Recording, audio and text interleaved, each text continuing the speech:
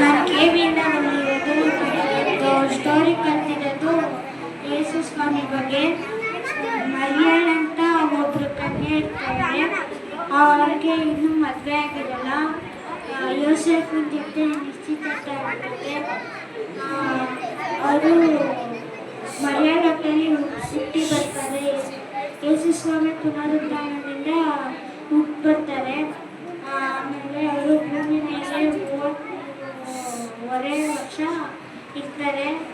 ಅವರು 12 ವಯಸ್ಸಾದಾಗ ಜ್ಞಾನದಿಂದ ತುಂಬ್ಕೋತಾರೆ. ದೇವ್ರ ದಯೆ ಮನುಷ್ಯ ದಯೆಯನ್ನು ಹೊಂದಿರ್ತಾರೆ.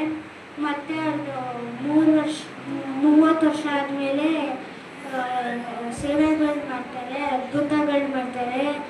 ಅದ್ಭುತಗಳೇನೆಂದರೆ ಕುಂಡ್ರಿಗೆ ಕಟ್ಕೊಡ್ತಾರೆ, ಕುಂಟ್ರಿಗೆ ಕಾಲು ಕೊಡ್ತಾರೆ, ಕಿವಿ ಕಳಿಸ್ತಾರೆ, ಕಿವಿ ಕೆಲಸ ಮಾಡ್ತಾರೆ, ಮತ್ತು ಸತ್ತವ್ರನ್ನ ಎಬ್ಬರಿಸ್ತಾರೆ.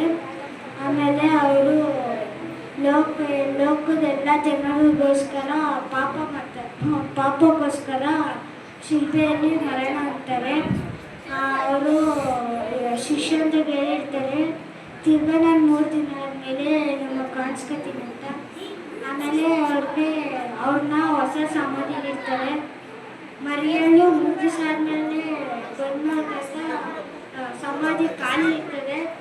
ಅವಾಗ ಮರಿಯಳು ಅಳ್ತಾರೆ, ನಾನು ಯೇಸು ಸ್ವಾಮಿನ ಯಾರು ಎತ್ಕೊಂಡು ಅಂತ.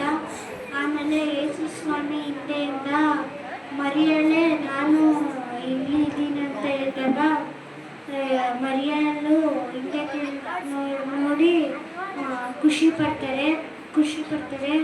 ಮತ್ತು ಯೇಸು ಸ್ವಾಮಿ ಗಲಿಲಾಯದಲ್ಲಿ 40 ದಿವಸ ಇರ್ತಾರೆ. 40 ದಿವಸ ಅಲ್ಲಿ ಇರ್ತಾರೆ. ಅವರು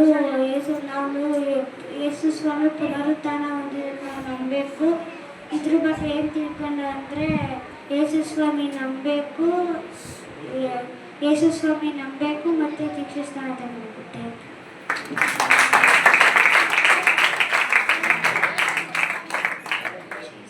ಹಲ್ಲೆಲೂಯಾ. ಮಕ್ಕಳು ಪ್ರೋಗ್ರಾಮ್ ಚೆನ್ನಾಗಿತ್ತ?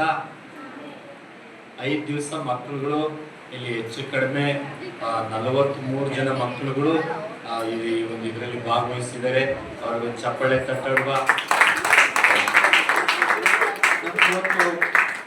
ನಾವು 5